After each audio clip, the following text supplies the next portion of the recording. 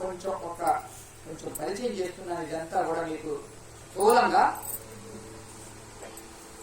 ఈ సువిశాల భారతదేశం విద్యా వైద్యం లేకుండా వెనకబడి ఉండిన దేశంగా అవడానికి 2 కారణాలు. మీ యొక్క మనస్సును కొంచెం తెరిచి ఉంచితే మీరు ఈ విషయాలను గ్రహించగలరు. ఒకటి, కుల వ్యవస్థ. దేశం విచ్ఛిన్నమైంది ఈ కుల వ్యవస్థ వల్ల. 2, స్త్రీ విషయంలో పురుషుడు ఏర్పరచుకున్నటువంటి హీనమైన భావన, కట్టుబాట్లు అన్ని స్త్రీకి ఏర్పరిచి ఆమె తన భర్తను తప్ప అటు చూడకూడదు, ఇటు చూడకూడదు, ఎవరితో మాట్లాడకూడదు, ఈ ఒక వ్యవస్థను ఏర్పరచుకున్నది.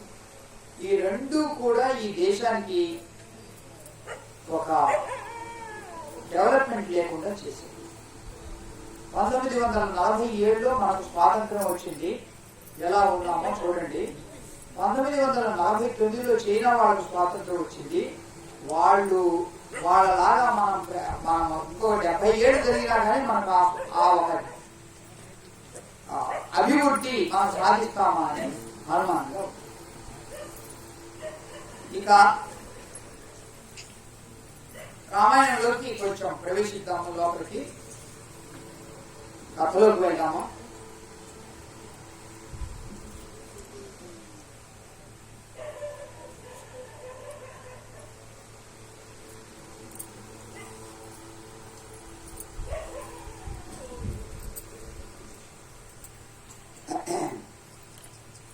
సుమంతుడు అయోధ్యకు తిరిగి వచ్చేశాడు. ఆ రథ శబ్దం విని జనమంతా బయటకు వచ్చి, సుమంత్ర, రాముడిని వదిలేసి వచ్చేసావా? రాముడిని వదలడానికి నీకు బుద్ధి ఎట్లా వచ్చింది? నువ్వు ఎట్లాగా రాముడిని ఒంటరిగా వదిలేసి వచ్చేసావు? ఇదే నువ్వు ఇక్కడ ఉండి నేర్చుకున్నది? ఇలా మాట్లాడుతూ ఉంటే తల దించుకొని ఏడుస్తూ అంతఃపురంలోకి ప్రవేశించి దశరథ మహారాజు వద్దకు వస్తాడు. దశరథుడు రాముని తలుచుకుంటూ కింద పడి దొల్లుతూ ఏడుస్తూ ఉన్నాడు. పక్కన కౌసల్య. మహారాజా అన్నాడు. ఆయనకు వినపడలేదు ఆ దుఃఖం, వినపడలేదు నిజంగా. వెంటనే కౌసల్యంది, సుమంతుడు పిలుస్తున్నాడు, విన్నట్లు నటించాల్సిన అవసరం లేదు, మీకు వినపడుతూ ఉంది, అయినా విననట్లుగా నటిస్తూ ఉన్నావు. కారణం ఏమిటి అంటే అక్కడ ఎవరో ఉండాలని మీరు అభిప్రాయపడుతూ ఉన్నారు.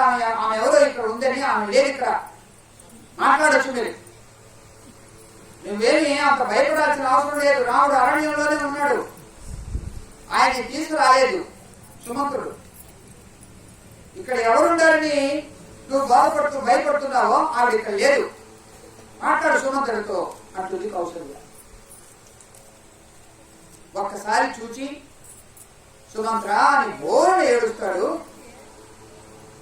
దశరథుడు ఎట్లా ఉన్నాడు నా రాముడు అని అడుగుతాడు. అడవిలో నడిచిపోతున్నాడా సుమంత్ర? రాళ్ల మధ్య ముళ్ళ మధ్య నా ప్రియమైన రాముడు నడిచిపోతున్నాడా? ఏం తిన్నాడు నాయన? ఏ చెట్ల కింద ఉన్నాడు రాముడు? లక్ష్మణుడు ఎట్లా ఉన్నాడు? సీత ఎట్లా ఉన్నది అని అడుగుతాడు. చూసావా సుమంత్ర, 19,000 సంవత్సరాలు మంచి పేరు తెచ్చుకున్నాను శ్రేష్ఠుడు అని. నేను శ్రేష్ఠుడా నికృష్టుడా? ఇంత ఉత్కృష్టమైన రఘువంశంలో నా లాంటి నికృష్టుడు పుట్టలేదు ఇప్పటి వరకు. దిలీపుడు పుట్టింది ఇక్కడే, భగీరథుడు పుట్టింది ఇక్కడే, రఘు మహారాజు పుట్టింది మా వంశంలోనే, ఆ వంశంలోనే నేను కూడా పుట్టాను. సుమంత్ర చెప్పు, నా రాముడి గురించి చెప్పు. నా ప్రాణాలు నిలిచేటట్టుగా లేవు. నా ప్రాణాలు నిలబడాలంటే నువ్వు నా రాముని గురించి చెప్పాలి, నాకు అది అమృత పానంలాగా తోస్తుంది, చెప్పు చెప్పు అని అడుగుతూ ఉన్నాడు. నమస్కరించి, మహారాజా నేను బయలుదేరి వచ్చేటప్పుడు శ్రీరామచంద్రుడు ముందుకు వచ్చి 2 చేతులు జోడించి కలవంచి మా నాన్నకు సాష్టాంగ నమస్కారం చేస్తున్నానని వారికి చెప్పు అన్నాడు.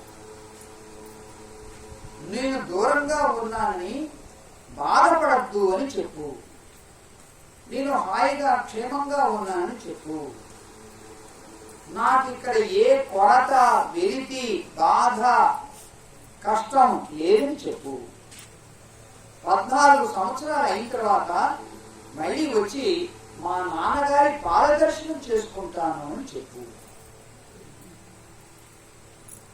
ఇంకా ఏమన్నాడో చెప్పు. భరతుణ్ణి ఎవరూ బాధ పెట్టద్దని చెప్పు, భరతుడు చక్కటి పరిపాలన అందిస్తాడని చెప్పాడు, తల్లి ఆరోగ్యాన్ని జాగ్రత్తగా చూసుకోమని చెప్పాడు,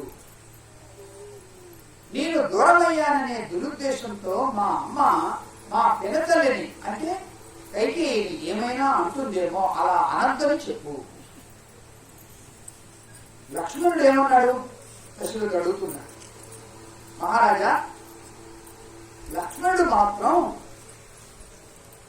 మేము అడవిలో ఉన్నామని ఆ ముసలోడికి చెప్పు, అనుకున్నది సాధించాడని చెప్పు.